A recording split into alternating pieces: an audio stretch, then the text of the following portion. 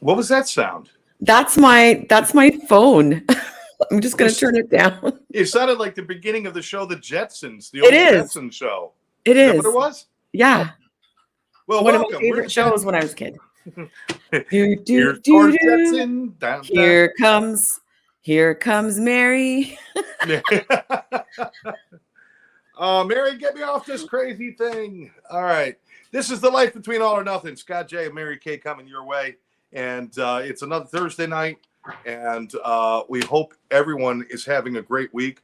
I want to say I hope everybody had a great Halloween because that's my favorite holiday of the year. Because this actually makes sense on Halloween. So that's what I figured. You know, I just I'm a grumpy old man. That's what I dress up as every year. You're so funny. I had so much fun. I set up my DJ equipment outside. I had smoke machines. I had all the lights going. I had silver tinsel all over the side of the house, so the lights would hit that, reflect off of it, and I pretty much lit up the whole block. And luckily, my neighbors all know me, and they love what I do. They come outside, they give away candy, and they let me entertain. But I had a brand new neighbor who moved into the house next door to me a month ago, and I had not met them yet. Uh-oh. And I thought, this is a hell of a way to introduce myself by blasting music that will shake their china out of the cabinets, right? Uh-huh. And the funny thing is that the woman walked by while I was DJing, and I said, oh my God, that's her. And I stopped her and I introduced myself. And I said, I'm your neighbor, Scott. I said, this is not the way I want to meet. And she said, every day should be Halloween. Oh, I love it. Perfect. I was like, oh, thank God. She goes, when we moved in here, the neighborhood was so quiet, we were afraid we wouldn't fit in. I'm like, oh my God, I love you guys. This is great. So I got great neighbors. Thank God. That's perfect. And on the topic of neighbors, one house over from me, they put their house up for sale and it sold within 2 days. So I'm gonna have new neighbors. Wow. Yeah, and I don't know where they're going because I haven't seen them since the sign went up. You know what else that means? What? Your value is probably higher than you think for it to sell that fast. Oh yeah, because I have good equity in your house. Yeah, I have the app that shows you what houses sell for. Right. So yeah, I looked it up. Yeah, as soon as I saw the sold sign go on, I looked it up and I was like, "Dope." That's good. Well, that's good. That's good news. New neighbors, higher value on your property. Did you do Halloween though? No, because I live in a neighborhood of houses that were built in the 80s, and there's a lot of senior citizens here. So I think we have maybe like 4 kids on the street. And so I think their parents just grab them and drive them to a different part of the neighborhood where there's action. Oh, okay. Yeah. So it was completely dead around here on Halloween. Wow. In this house. You did good though, because the price of candy this year is so high. I know. I saw it. And I don't buy chocolate because you can't put chocolate out here like outside to hand out, because you'll be handing out like little handfuls of pudding because it'll all melt, right? So I get the dum-dums and the little now or laters and the little things like that. So I don't buy the expensive stuff, but even then, I spent $150 on candy to pass out. That's a lot. It is. It is. Luckily, I have a little bit left over because I'm having a garage sale this weekend, and I'm going to hand it out at the garage sale. That's a great idea. That's a great idea. If you spend $100 at my garage sale, I will give you a lollipop. What do you think? That'll work? That'll work. That'll work. And you know what? I saw your videos for Halloween. So no wonder you gave out that much candy. I mean, your house was the one to be at. You had strobe lights and colored lights and music and fog machines and fog machines. Yeah. Yeah. I had the whole thing going. Some little kids would be afraid to come in because it was like walking into Studio 54 for these little kids, and but their parents would come up and they would just dance, and it was a good time. I always enjoy it. It's always a lot of fun. Teresa and I used to make a big deal out of Halloween, and and the cool thing is that that Cordy, who now goes by Dylan, sent me a video that he set up in Connecticut a house very similar to what we do down here. So my No. my son is continuing the tradition that I started, and it's kind of Oh, cool. I love that. Oh, do you have a clip by any chance or no? No, just a photograph, but that's Oh, just a photograph. But it's they actually decorated all outside, and then they were playing the movie Halloween on the side of the house with a projector for the, I love it. that's the kind of stuff I used to set up. And to see that happening, it's really cool to see the tradition being passed on like that. Oh yeah, yeah. So, but anyway, Good so stuff. I hope everybody had a happy Halloween. Hoppy? Well, if they dress like maybe if they dress like a frog, they had a hoppy one. I don't know. How much coffee have you had? Oh my God. You know, I didn't sleep last night. I think I slept about an hour last night, and so I worked all day yesterday, and I didn't sleep much the night before. So I'm going probably in 3 days. I'm going on about 5 hours sleep total. So Oh my goodness. I'm a little caffeined up, and I'm raring to go. I bet you are. So I know. what are we talking about today, Scott? What are we talking about? What we're talking about today is not missing the moment or missing the moment, because we're lost in the goal. We create goals and we become so obsessed with reaching these goals, or I've got to do this, or when I get this, that we miss the entire journey in the middle. We miss the moment. We're not doing what we could do to the best of our ability today, which in the end would help our goals. But we're so busy looking forward to the goal that I think, and not to mention that people just set impossible goals to begin with, which I don't think is a healthy habit to do either. So, and I actually think the opposite on that one. I think the opposite on that one. Good. We need to disagree once in a while. We've got being right. So yeah, we've got a lot to talk about. Okay. All right. So this is something actually you planted the seed for this topic with me. Yeah. Talking about this. So is it setting goals that you have a problem with, or how people set goals, or where's Mary Kay coming from?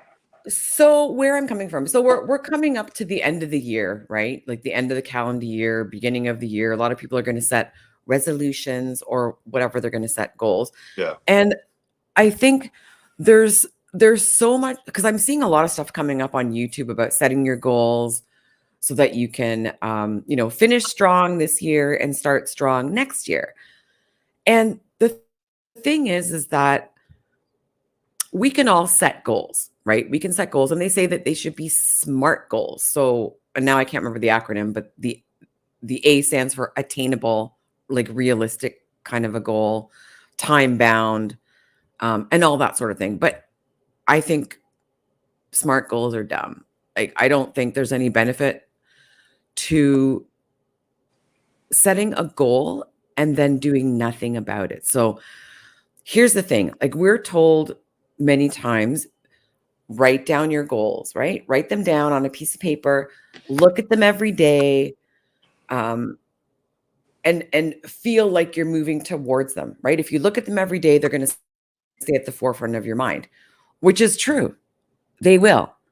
But unless you do something about them, so I'm not totally against setting goals. I'm more interested in the process of moving towards a direction. So set a direction instead of a goal, and then figure out all the things that it's going to take for you to line up with that direction, right? And you might hit that sort of target that you set for yourself. You might surpass it.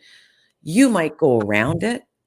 You might get distracted by something else, because as you're plodding along and enjoying the journey, you might go off on a different path. So let's bring up an example to illustrate what I'm trying to say, because I don't think I'm saying it right. No, that's right. So say you have a goal of becoming a writer, or becoming a book author. Very, very general. You don't set a time limit. You don't set a goal date. You don't even have to have specifics. But if that's what you want to do, like that's the direction that you want to go, then you got to think about, okay, what are all the things that an author of a book would do. Like, what's it going to take to get there? So maybe you're going to go out and research other books. Maybe you're going to think about, okay, what are the general topics that I want to talk about? So it's basically taking that target and then filling in the blanks, all the bricks that you're going to lay to make that path a reality. And it's really not about a goal setting because, excuse me, if you wanted to, you could just take actions every day on things. Right. And like our show is about, that, life is between, it's the life between all or nothing. We're talking about those small steps in between those big things maybe that happen. And, many times I find that once people reach a goal, then there's kind of a letdown. Like there's this big high, this big anticipation of getting there, and then you get it, and maybe it lasts for a day, 2 Right. days, week. And then it goes away. And then what? So for me, it's more about the journey and it's more about the process and enjoying that process. Like you can really get those dopamine hits. You can get them from the process instead of delaying and delaying and delaying your happiness or sense of fulfillment until you Right. reach that goal. So that's my general line of thinking. So when I'm working with people, I don't get them to set goals. I do get them to discover like what kind of direction do they want to go in, and very general and very lofty. Like for me, the loftier the better. Like if you came to me and said, "I want to be a rocket scientist." Okay, perfect. So let's put that aside. All right. Let's talk about science. Let's talk about school. Let's talk about learning. Let's talk about all those things that you would have to do to get on that path of becoming a rocket scientist. Whether they become a rocket scientist or not, it doesn't matter, because all the things that they're going to do in between, that's what their life, that's what's going to fulfill you. It's the journey, it's the process. I agree with all of that. Absolutely. Not so much with the lofty part, but I agree with almost all of that. And I see goal setting is, you're right. A lot of people, what they do is they set this goal and then they never think about what exactly it means.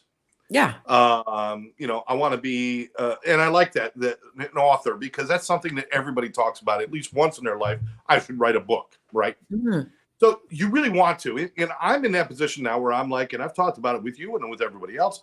There are things that I want to write, and I kept saying I'm not a writer, and turns out, I actually am, because every day for work, I'm writing new programs, new trainings, new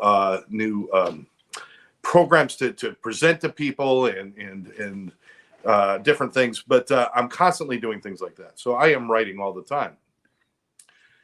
But I could say I want to be a writer, and that's my goal. And my goal is to sell 1 million books or whatever. And my goal is to be the next John Grisham or the next Stephen King or whatever, whatever. And then I sit on it and I just talk about it. Yeah. And that's where the goal has no purpose or meaning in your life, because it doesn't do anything for you other than, it's just something, it's a dream. It's something just to talk about, but it's not a reality. It's a wish. It's a wish. And a wish is simply an idea you have that you're not going to do. You want somebody else to do it for you. I wish somebody would give me $1 million. Yeah. I wish this would happen. I wish that would happen. Instead of saying, I'm going to go make this happen, or I'm going to go do this so that maybe I can get this. At least there's an action involved in it. So anyway, when I'm thinking about goals, I'm thinking about, it's more of a manifestation than goal work, as far as, if I can visualize myself being an author and all that those things entail. Well, to be an author, you have to do what? Well, you have to sit and write. To be an author, you have to know how to get a book published. To be an author, you have to have ideas and write your ideas down and not let them float from one, just out of your head somewhere. You've got to do all of these things. And then you've got to write more. You don't write once, you write twice. You write it every day you're writing. And you're doing all of those things, if that's what you want to do. And once you can visualize yourself doing those things, and then what you can do is say, how much of that can I do right now? What can I do today? And that could be sitting and writing every day, even if the writing doesn't have as much purpose as I want. I'm creating that habit because I'm looking at it. So instead of thinking about it as this is my goal is to be an author, I want to visualize. It's a manifestation. I want to visualize that. And then what do I do today to be a part of that visualization? Does that make sense? Yeah, it does. And you hit on something key. So what do I have to do today? Yeah.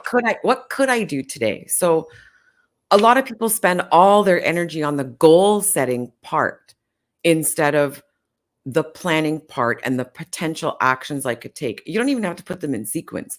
But if you can write down 100 actions that might get you closer to becoming an author, and then every day just pick up that list and do one of those things. And it should be something small. So maybe it's researching what a table of contents could look like. It's researching, maybe what will my 5 or 7 chapters be? Researching publishers, talking to your friends, like making a phone call a day about who are people using as their publisher or as their editor or as their book cover designer, stuff like that, right? And logging all that stuff down so you have it like a project. And when you start to visualize these things and you start to look at the whole picture and really put yourself in that picture so that you can know what you're talking about. Yeah. Then, but you have to keep the process itself has to be fluid. And I'll tell you why, because everything changes. Yeah. Technology changes. I wanted to be a writer when I was a kid. That was a different animal when I was a kid. When I was a kid, that was a different animal. That was a typewriter. If you were lucky to have a typewriter, that was writing on, that was no spell check, no AI assistance on making sure your paragraphs make sense. It was a completely different thing. And so you have to remain very fluid in your path to that. And that also has to be flexible as well, because maybe in 10 years I will be an author. If I do little things every day, maybe in 10 years I will be an author. But being an author might mean something different in those 10 years. So that's why you have to constantly be flexible, because what we want today could be completely different than what we're able to do tomorrow. That's Karen a really good point. Hi, Karen. Karen, this is Karen from Crazy About Costumes in Fort Lauderdale. A friend of mine, been around for so long that we've known each other. Crazy About Costumes, she probably just came off the night of her life. They have like the most ultimate costumes for Halloween. They also do all the productions, everything. And if you need a costume or a corporate event, you want to have some fun, bring in a character, have a costume, go to Crazy About Costumes in Fort Lauderdale. Tell them Scott sent you, and Karen will take care of you. She says, I love it. Miss you singing. You know what, Karen? I'm actually cleaning out my studio this weekend and selling off some stuff to make more room so I could go back to singing a little bit more. So I will be coming back at you with some more Neil Diamond and some more fun stuff. But thanks for tuning in. But Beautiful. So it's definitely this is one of the things that the first thing. Let's drop the goals and let's start thinking about, let's manifest and visualize what we want to do. Forget the goal. A goal suggests that you reach something and it stops. That's what the idea of a goal suggests. And that's what you were saying. You cross that line. And you got, you run the race, you cross the line. That's your goal. You you have the runner's high for about 10 minutes. Yeah. And then once that's over, it's like you're looking for the next race. That's it. It's done. But visualizing a future where you can actually build yourself into that, there's no end line to that thing. It's just, it keeps growing with you. So it's something else. Growing. Karen says, love you both. Thanks, Karen. Love you too, Karen. And I think, you hit on something with the fluidity and that things can grow. Because the goal can't really grow, right? Like you set your goal and then you're working towards it. But if you're growing your experience through the actions that you're taking, your daily experience is growing. So if you add something into your life, say it's a habit that you want to add into your life, that's going to get you closer to that being a writer, then that habit then becomes part of your daily life for the rest of your life, right? And Yeah. that becomes part of your experience. And that's really something to celebrate, because those are the things that will get you moving in the direction that you want to go, will get you fulfilled, will make you feel happier if that's, what you want. And being open to change and being flexible, being agile is so important, because, I mean, think back 10 years, Scott. What were your core values 10 years ago or 15 years ago? And have they changed? Yeah. Yeah. Well, exactly. I mean, quite honestly, 10 or 15 years ago, I want to be an author so I could be a millionaire. Yeah. Um, There you go. Now I want to be an author because I've got a story I really want to share with people. And, if I can make enough money to print enough books for people to read it, that's all I care about. That's kind of where I'm at with that. And that changes. And you're absolutely right. And we have to adjust our path and sometimes adjust the target a little bit, because Yeah. the target's going to take on new meanings. It's no longer I want to win so I can be the best. Now I want to reach that goal because I want to know I can do it. It's not about being the best. It's not about showing anybody else. It's about showing me. So always be adjustable. That was part Yeah. 2. 1 is visualize. 2, be adjustable in both the goal or the visualization and the process. Be adjustable because we change every day. What we learned tonight on this show, you and I talking, we're going to think about tomorrow, and it might change us even just that little bit. But that little bit could change the path of what we're on. So just always. Now, here's the thing. If you're not paying attention to what's going on in your life today, you miss those little minute details that could change and make your life better. And that's kind of the point to this whole thing, right?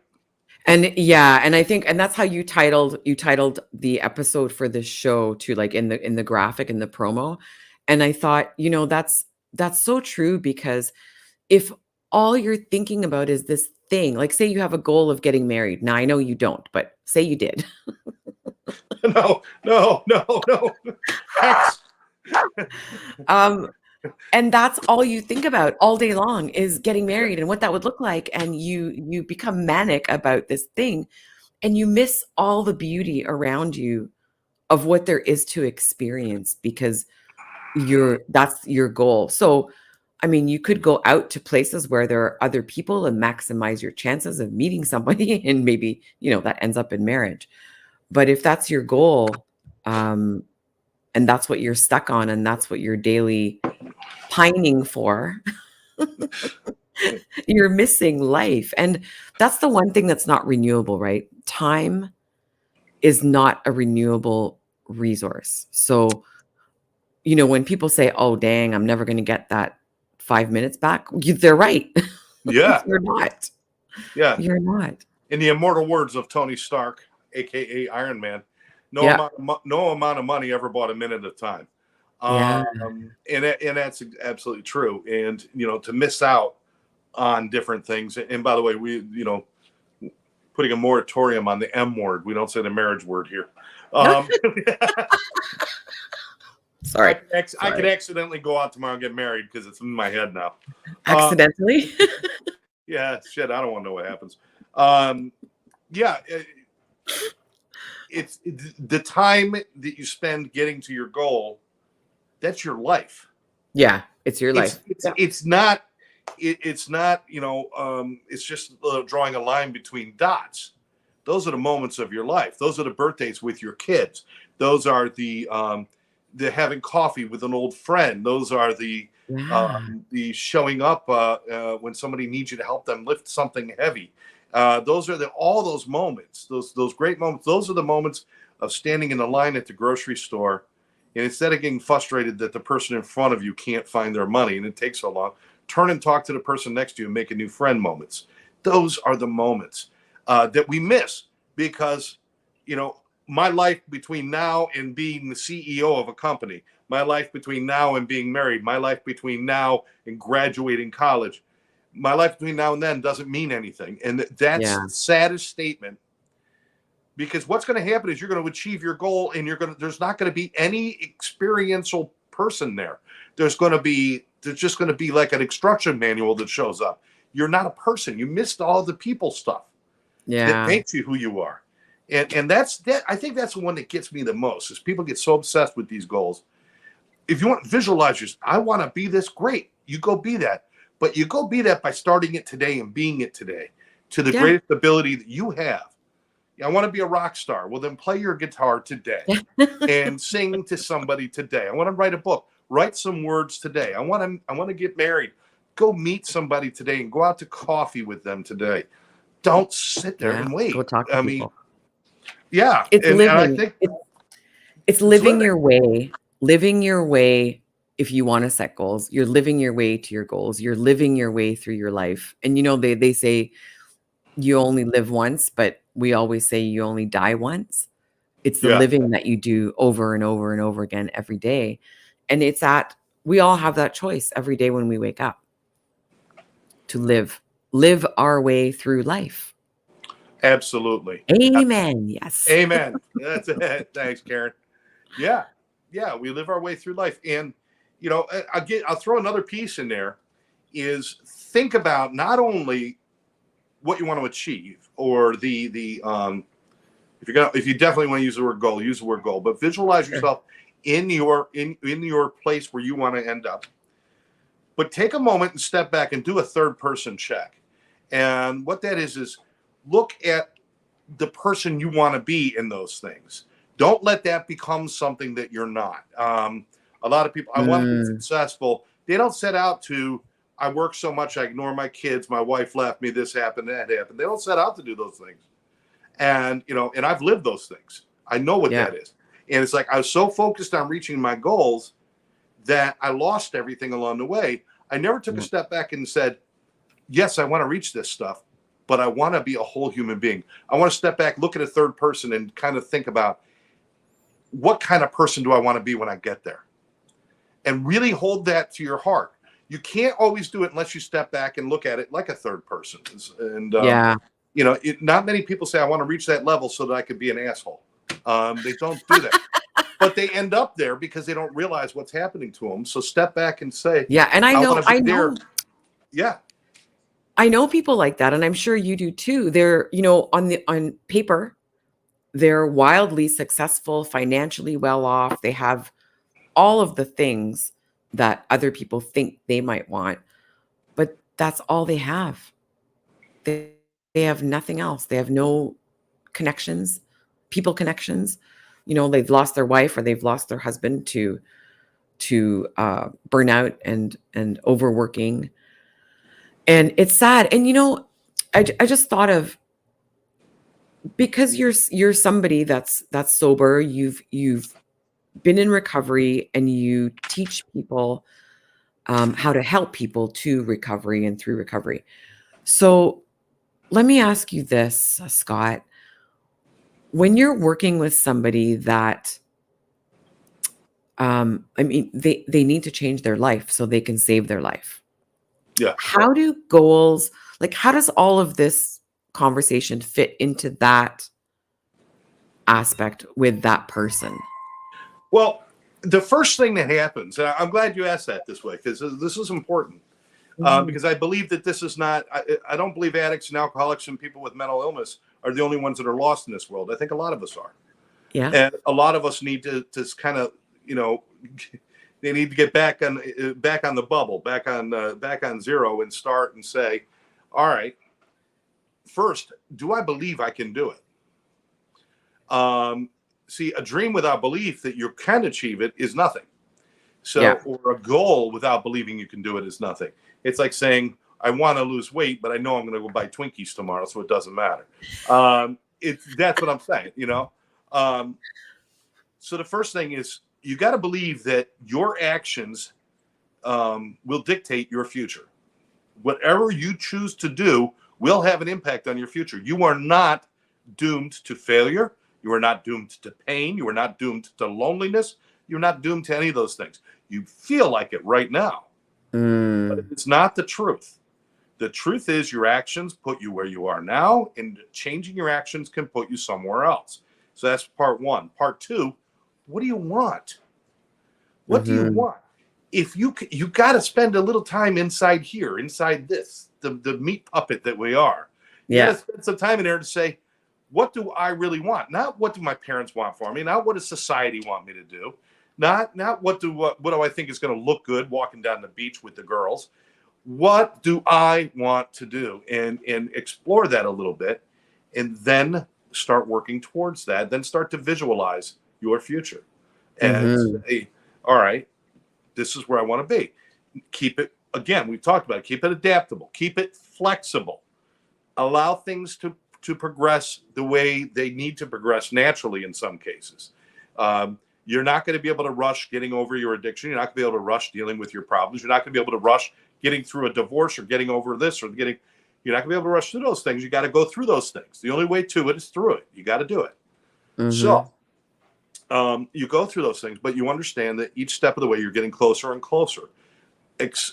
Accept the process, accept the path, but Yeah. believe in it. Believe in it. And as I said before, do something today that serves that goal. Do something today that serves your vision. Don't do things that don't serve your vision. If I Hmm. want to be a nice married person, I don't go out looking for prostitutes. That's not what you do. I'm just saying.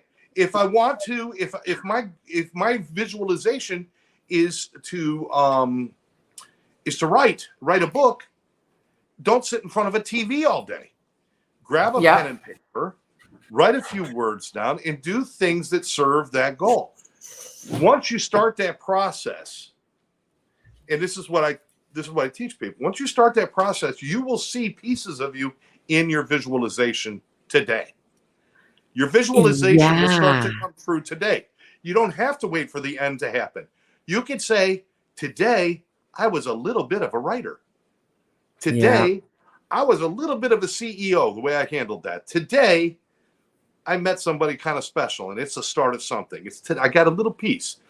If you are doing the things that serve your visualization. So if you do things that don't serve it, then either A, you don't want it, or B, you don't believe you can have it. Hmm. And I love what you said about adding a little piece. So I'm a little bit more of a writer today. It's almost like I'm thinking about, because I know, you're an artist as well. You paint. Thank You've you. got this canvas and you're filling in your painting, and with each action, you're painting another color or you're painting another piece of that painting, right? It's like, Absolutely. do you know what Absolutely. I'm saying? Yeah. By the way, I apologize for not mentioning this. Your watercolors, I love them. There's something Same. magic about watercolors. I can't do watercolors. You know why? I can't control the spread. I put it on. Right. Sometimes it goes a little bit spread. Sometimes it goes like that. And it's what makes it beautiful. It's what makes it beautiful. The one you did Oh, with the thank trees, the you. recent one, Yeah, it it's just it touched back my heart. there. It's, you know what? It, Let me grab it. Hold on. grab it. Yeah, go ahead. I'm going to answer Jean's with us here. Jean, hi. Sorry about those videos. Oh, you know what, Jean? Let's get this out of the way. I don't like political talk because it's too hateful. And Trump, Biden, whatever you believe in, I don't want to talk about it with anybody. So that's why I ask you not to do the videos. You know I love you. Don't worry about it. Okay. Oh, I missed all that. No, she had sent me a political video on like a messenger, and I just said, "Don't share these videos with me." And I was probably rude about it, so I apologize, Gene. But I just don't know because they're all hateful. All the politics are so Mhm. hateful, and I don't like that. I don't want to be involved in that. I I disagree agree. with almost everything that is going on today, Yeah. Democrat and Republican. Okay, let me see. Joined a bowling Yeah. league I get it. today. Met new people. Had a Cool. blast. Mary, I love those paintings. Oh, I love it. And Oh, that's thank it. you. Yeah, I'll bring up the painting. So Oh, there's the painting. Oh, now it doesn't well, even, hold on. it doesn't. It's blurred because Oh, there you're we go. oh, right there, right there. You see, there's something beautiful in watercolors and how that shows up, and I Yeah. can't do that. So Um, you know what it and is? You know I why just I got to admire. started? That's cool.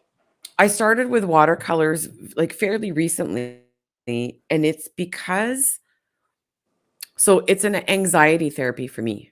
And when your thoughts are going out of control, Yeah, yeah, the watercolors for me have that feeling of going with it. So the watercolor, like you said, the spread is out of control. My thoughts are out of control, but let it and show me how beautiful this out of control spread can be.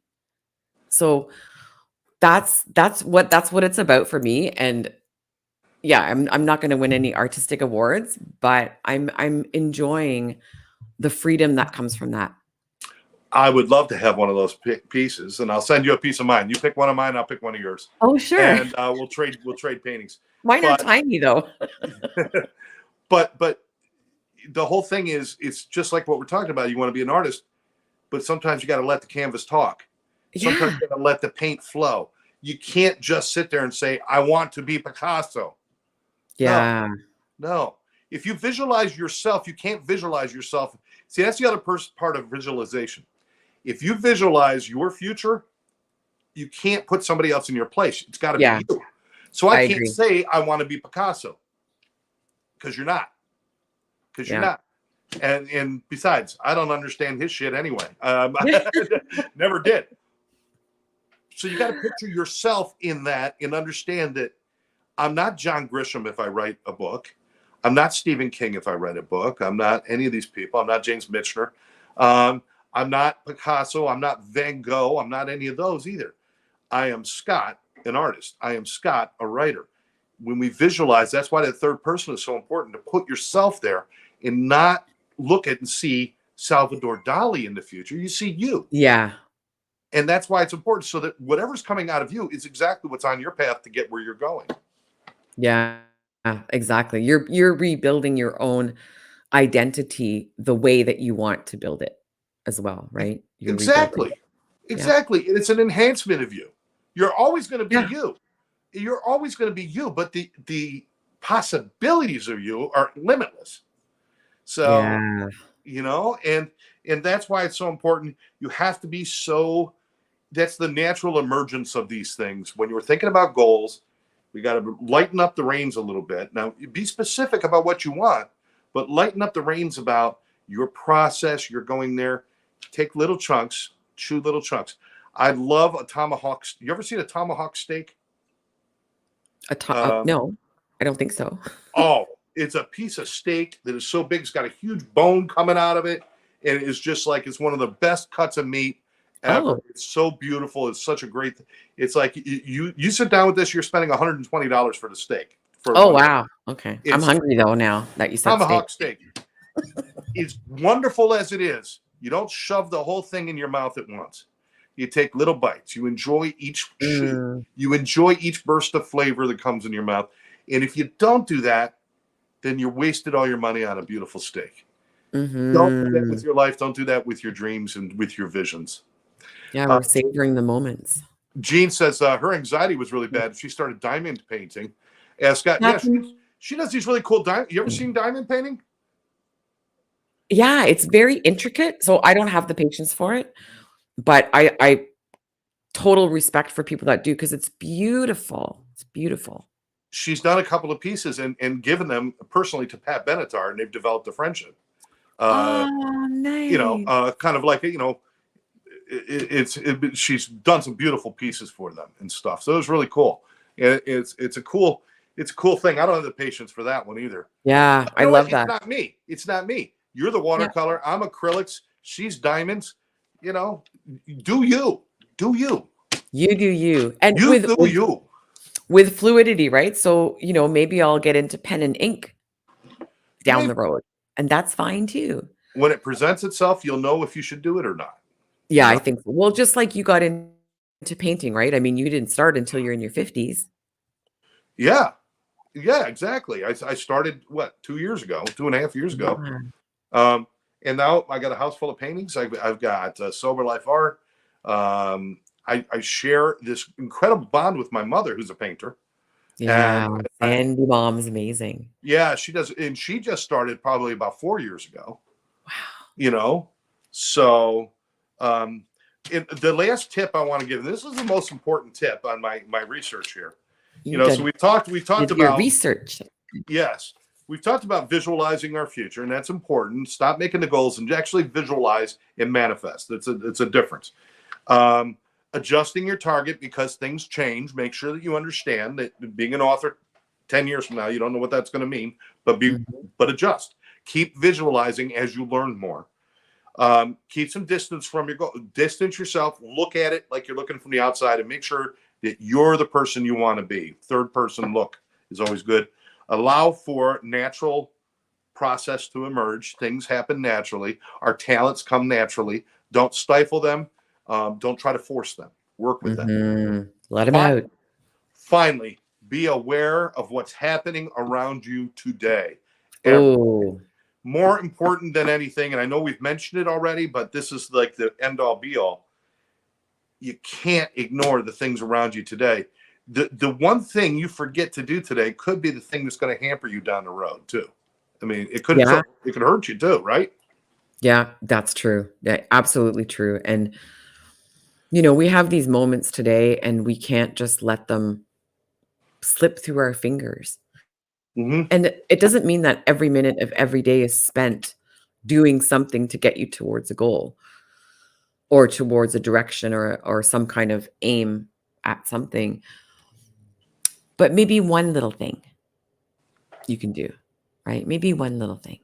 Yeah. And enjoy the moments that are not spent for that goal, right?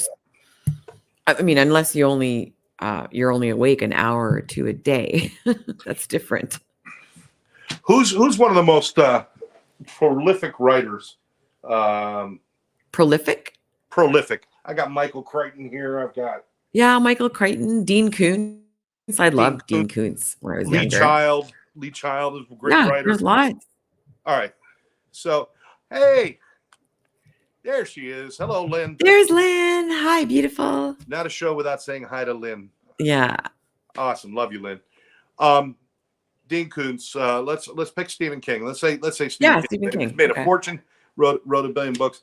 He didn't become a writer when he wrote his first book. He became a writer when he wrote his first word, because his journey has always been about being who he is, even when he didn't know that's what he was becoming.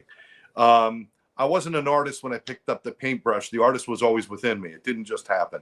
And so each time I doodled something, or each time I looked at something and it made an impression on me, that was part of my artistic nature. Not autistic, artistic. The other part, that's true too.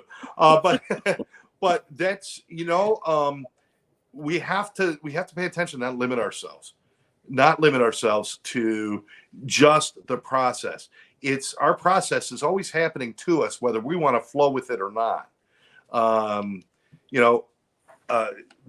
I said, I've always said, I'm not a writer. I want to write this book. I'm not a writer. I have been writing my whole life. I've been writing different things, but I've been writing. And maybe all of that is lending itself to the time when I put pen to paper to write the novel or to write the book or to do this. And that's all fine. We don't know. We just have to be. If you're paying attention to your moments, you realize if the visualization is actually what you really want, chances are you're already living small parts of it now, and celebrate those. Pay attention to those.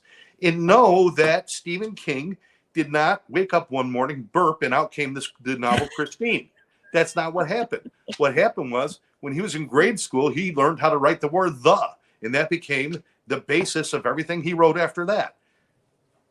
It's all part of the process. Pay attention. Yeah. It might be a little Pollyanna, but I really got to go with that. The goal is not the end result. It's about who you are now and what part of that goal you can bring into today. Yeah. And pretty soon your today will become more and more filled with that goal. That's why I don't like goal. I like visualization. You will start to visualize what you want to be. And when you start to visualize yourself actually being part of that today, each day you add to that, instead of saying, I will get there someday, say, I'm already there, just not all the way. Yeah. Right. And I totally agree with that. And I love your tips, and I love I love the visualization aspect as well, because, daydreaming for me, so I daydream on purpose. And there are so many times that I'm daydreaming to relax, right? Not actually because I'm looking to work towards something, but I daydream, I'm relaxing. I might actually be looking at something outside, but just out of focus. Yeah. And that might give me ideas. Like, it gives room for your brain to breathe to actually bring you ideas for that picture. Yeah, absolutely. Lynn says, yes, you are creative in all the ways that count, Scott. Oh, thank you, darling. I Let's love see Scott's that. cooking. Scott's Nice. cooking too. You know what? Here's a good way to, you're a photographer. Yeah. Now, I've wanted to do photography. I'm not really that good at it.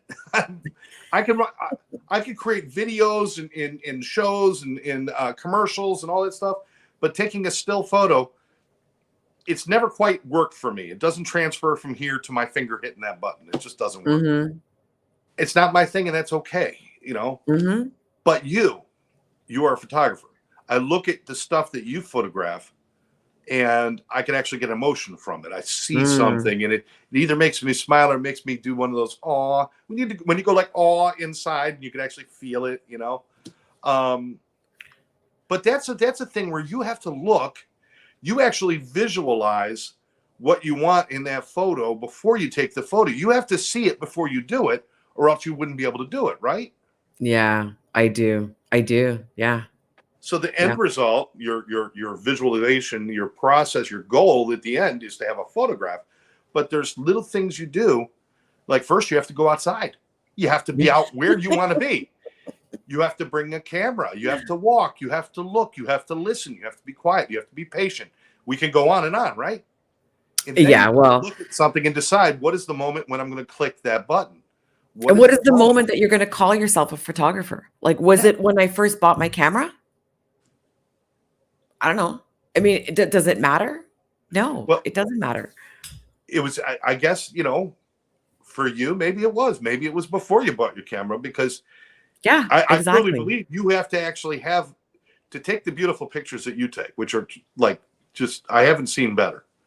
Thank you. I look at you and I think, like Ansel Adams, but different, you know, this is so cool. With wildlife, with deer, With wildlife. white-tailed deer. Yeah. Ansel Adams had beautiful, like landscape pictures and Oh God, yeah. water pictures and beautiful stuff. But you have to be able to see that. So there's you've always had that vision. So when you look at things, you know, you're like, this is what I want. So the photographer has always been with you. And even when you looked at something and saw the beauty in it, before you ever picked up a camera, if you were looking at animals and saying, oh my God, how beautiful is that? That was part of your process. So you were actually part the artist, part the photographer, part that moment back then. So these things are always with us. We forget. We keep thinking it's like when I win the award for the best piece of shit that I made with my hands, then I'm something. No, you're something the minute you start to just think about things and you see things in your mind's eye, you know? Well, and I think, you know, a lot of people use goal setting or achievement as a way for people, as a way to get approval from people. Like, and you know, something I always say is that just because somebody doesn't value you doesn't mean you're not valuable. So are you going for a goal to be a CEO so everybody can revere you Yeah. so that you can then feel valuable? You're already valuable. And it doesn't matter what other people think. And sure, it's nice if you do get an award and you get pat on the back. Yeah. But you're still the same person, and you probably enjoyed everything that you did to get to that award, I would hope. You know, Mary, it's such a great point. Great point.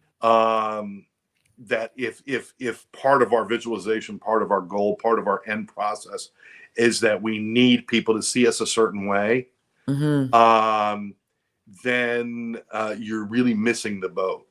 And I'm going to tell you, maybe it might start out that way. Yeah, I want to be the CEO. People are really going to respect me when I am, and people are going to, it's like, okay, fine. Yep. But don't get so wrapped up in that. Here's the thing. If I start to act the part today and I start to live the little pieces of my visualizations like we've been talking about, I'll start to grow into that, and I'll start to realize this is about me and not about that. Yeah. And, you know, when it's all about the end process, it's really easy to fall into. It's all about how people see me instead of starting to make it part of who I am. You know, like when I first painted my first couple of paintings, I'm like, I want to see if anybody likes this. I want to see if they're gonna, because I want them to say, "Whoa, look what Scott did."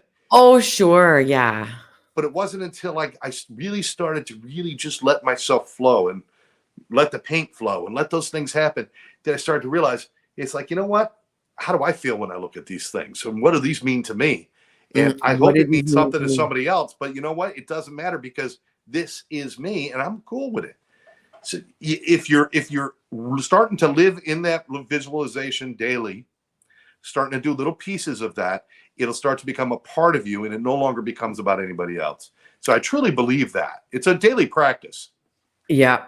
Yeah, I agree with that too. And that's why I think we see a lot of actors, actresses, um, people that are in the movie industry that they keep needing that approval. They keep needing that next big thing, that next big movie, that next big series. Otherwise, they're not happy. And it's like, "Oh my god, you're so talented, and you could experience the world in such a way with that talent, and yet their uh, their spirit is broken because they don't have that approval. They're constantly seeking And that's that." also not, it's also not what they chose to do with that talent. It's not what they chose. I'm judging that and you're judging it. And that when we all do that, we Yeah. look at somebody like Philip Seymour Hoffman, right? Philip Seymour Hoffman, such a tragic tale. He was in addiction, um, most of his young life, and he went into acting and stuff. And he had a very hard time being accepted because he was a little odd. He was kind of pudgy, kind of weird looking, kind of an odd voice. He was just a total oddball. He really was. And then he fell into a role in Boogie Nights, and then he fell into this next role, and next role. Next thing you know, he's the most sought actor in Hollywood. Sought after actor in Hollywood. He cleaned up his act. He stopped drinking and drugging. He made it all the way up to the Hunger Games, where he was getting paid top dollar in the Hunger Games, and he had all these other projects coming. And his work in a movie called Capote was so freaking brilliant. He was Yeah. a great actor. And what happened was he sat alone one night and it wasn't enough. And he put drugs back in his body and he died. Mm. And it's like, but I look at that and I say, what a tragedy that, that he didn't embrace all that. You know what? He did what he needed to do. I mean, he made his choices. He never made it. I don't know what he made it, but I would hope that when I reach my visualizations, I won't go backwards into that and I'll be able to appreciate it for what it is. I hope that I could do that. But everybody reacts differently when they get to those places. Yeah. Oh, I agree. for some people, what is the old thing? Two tragedies in life. One is not getting what you want. The other one is getting what you want. Those are two Mm. tragedies in life. Because once you get what you want, what's left? What What's is left? left? Yeah. Um, I want to address this. Gene is saying, I'm just trying to be a better person. Yeah, I love that. But you are a better person. Just thinking What are you, that. yeah, Yeah. what are you judging being not a good, hey, Lucas is out there. Hey, buddy. Hi, Lucas. Um, Gene, what are you judging that based on? Mm. I know people say that all the time. I want to be a better person. I'm not a good person. I'm this. I want to be better at that. I want to be better than what? The only thing you got to be better than is what you were yesterday. Be better today for you. The only That's one a you got great to point. chase is you. The only thing you got to chase is your visualization of where you want to be and then follow that. It's not about being better. It's about just being you. And don't Yeah. ever tell somebody that you have to be a better person. You don't have to be a better person. You have to be the best person that you are. That's all. Best It's a, version of yourself, right? yes, Best version. yes. Sort of be careful what you wish for. Yeah, always be Yeah. careful what you wish for. That's right. So, Mary, I mean, I didn't mean, I hope I didn't steamroll over your ideas, but I was just like, I get really passionate about this. Oh, no. Lit up Oh, because no. I mean, I thought we were gonna be totally at odds with our, no, perspectives, but as it turns out, they dovetail, like, quite nicely, they quite really nicely. do. They really do. Yeah. And there's little things that I think that, you know, absolutely right. I mean, daydream Dream. and touch, you know, daydreaming or sitting, giving yourself time to sit back and daydream a little bit. Yeah, one daydream, I'm a knight fighting a dragon in Camelot. Yeah. Okay. this shit's probably not going to happen. And what that is that's my momentary escape. But Yeah. then the other dream is, boy, I really want to put a deck on the back of the house, you Mm. know? And that dream becomes like, okay, there's a chance for me to visualize something, to start taking action in something and start being a part of doing something. Yeah, And exactly. that visualization, that dream could become a visualization. It could become my tomorrow. It can become what I'm doing from now, forward. So there's a lot of things, but you got to sit and explore yourself, Mary Kay. I'm glad you brought that up. You got to sit and allow yourself to explore all this craziness that we have between our ears. Discovery. And I think, and because you're exploring, you're actually opening your mind, right? Yeah. You're opening your mind because you're open to that exploration, and who knows what you might find. And that's so part of my coaching program is centered around the acronym FLASH, and the F stands for find. It's the discovery part, and it's the biggest part of the program. Is that one principle is you need to find and be open to finding many different things. And then the L stands for learn. Okay, now I've got all these things. What do I have to learn so I can get closer to these things? And then action. What do I have to do to get close to these things? So FLA, and then the S stands for stop, and the H stands for happy, because stopping while we're on the road to achieving a bunch of things and doing a bunch of things, it's important to realize that, hey, today I had a good day. Stop and celebrate that. That's what the H stands for, the happy. Stop, celebrate. And thinking about, okay, what should I keep doing? Yeah. What should I stop doing? Right? Start, stop, continue. I think that's important too, is to check in with yourself and see, how am I doing? Do I still want to go in this direction? Yeah. And celebrate Yeah. and be curious. Be curious. Stop and smell the roses. Yeah. And the It's, daisies. it's beautiful that you spend your time planting them all, but if you don't stop and smell them once in a while, sooner or later you're going to stop planting them because you lose the reason why you're doing it. Look around, Absolutely. start to experience what you're feeling and doing, and definitely, definitely evaluate. Mhm. We have this thing where we continue to take a personal inventory. Yeah. A daily inventory, and it's not like you got to sit down and write out your checks and balances and your pros and cons, but sometimes just a quick review at the end of the night, or some people like to do it first thing in the morning. How did today go? How can I do better today? Or how did yesterday go? How can I do better today? How did today go? How can I do better tomorrow? You do a business meeting and you walk in and it's like, oh my God, I just sold $10,000. This is fantastic.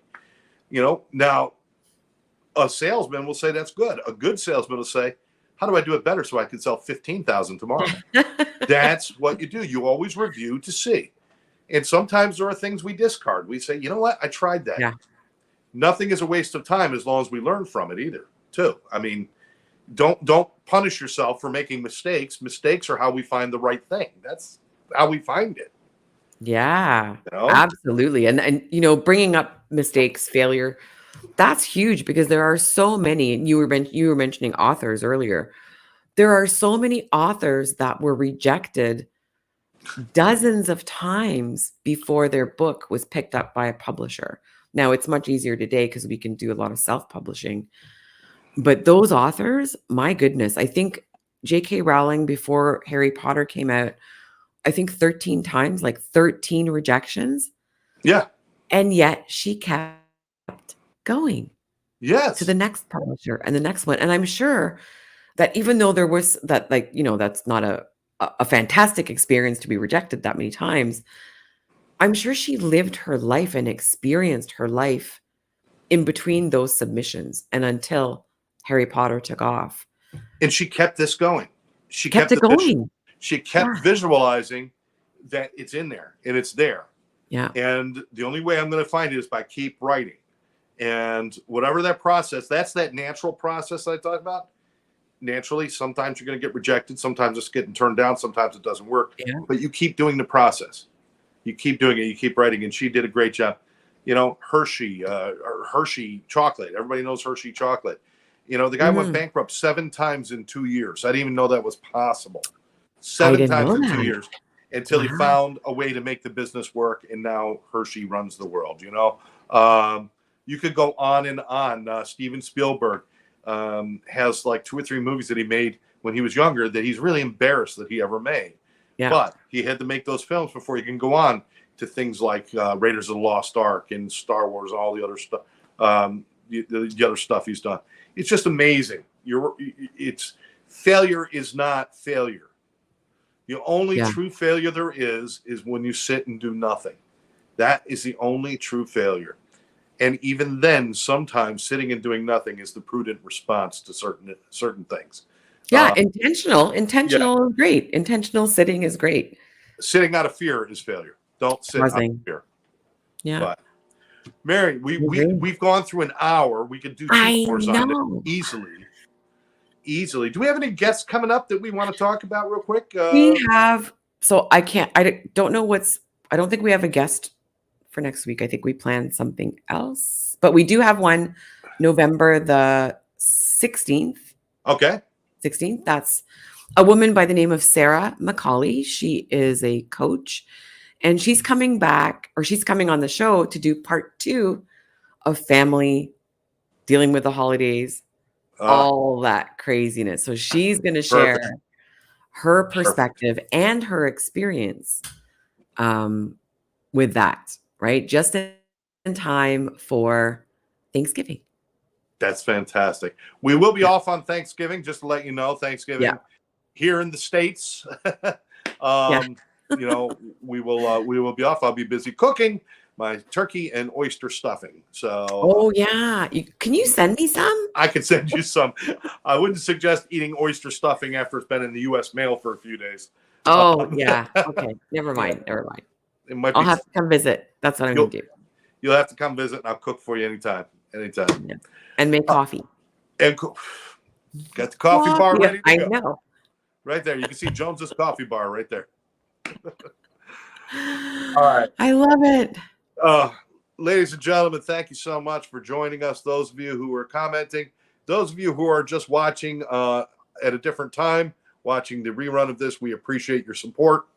And certainly reach out to Mary Kay and myself if you'd like to be on the show or have a suggestion about something you'd like us to talk about. If you have anything nice to say, please let us know. If you have something bad to say, write it down on a piece of paper, fold it up really neat, and throw it in your trash. I'm sensitive, and I don't want to hear it. I love it. Mary Kay, as always, it's just a joy and a pleasure, and I look forward to this every week. My pleasure. Yeah, I love doing this podcast with you. This show, it brought me a lot of joy. It's come to me a lot. Of course, I love you too. Of course. I love you too. Final comment on goals and anything else. Any final thought? Yeah, I think be curious and don't be married to goals. Be married to living your life every day, maybe doing one thing to get you in a direction that you want to go. And be curious. I love that. And if I can tell you anything, visualize where you want to be, visualize who you're going to be and what you're going to do, and then make sure a part of every day works towards that. And what you'll start to realize is that you are actually in your visualization a lot faster than you thought you would be. And each day you do a little piece. And that's just the best way to live.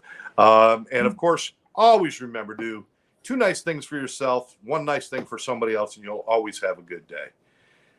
For Scott J. and Mary Kay, I want to thank everybody for joining us right here at the Life Between All or Nothing. We'll catch you next time. Bye-bye. Bye.